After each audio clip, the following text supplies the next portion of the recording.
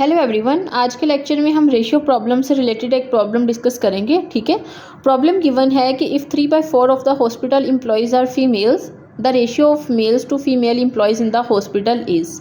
और हमारे पास 4 options given है।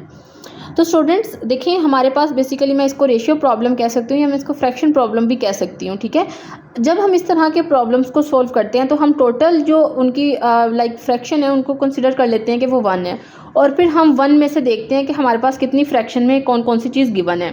अब देखिए, अगर हमारे पास total number of employees like अगर 1 रिप्रेजेंट कर रहा है टोटल एम्प्लॉयज़ कह लें। ठीक है, यहाँ पे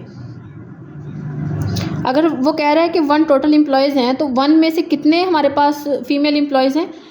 3/4। ये क्या है? ये फीमेल एम्प्लॉयज़ की बात कर रहा है।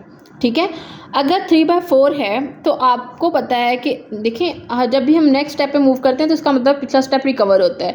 तो फिर मेल जो एम्प्लॉयज़ होंगे वो कितने होंगे? वो 1/4 होंगे। ठीक है, क्योंकि इसी तरह से देखें, फिर अगर आप 3/4 + 1/4 करेंगे आपके पास एलसीएम आएगा, तो आप फिर कर देंगे 3 + 1 दैट इज़ डिवाइड 4/4, यानी कि आपके पास फिर एग्जैक्टली 1 के इक्वल आ जाएगी ना वैल्यू। तो आपके पास 1/4 जो है वो मेल आ गए। आपने फाइंड क्या करना है? आपने फाइंड करनी है मेल एम्प्लॉयज़ की फीमेल एम्प्लॉयज़ से रेशियो। लाइक पहले आपने मेल एम्प्लॉयज़ लिखने हैं, बाद में फीमेल एम्प्लॉयज़ लिखने हैं। अगर आप 4 को 4 से सिंप्लीफाई कर दें तो आपके पास रेशियो जो है वो आ जाएगी 1/3। ठीक है, that is option number A, and this is your given ratio.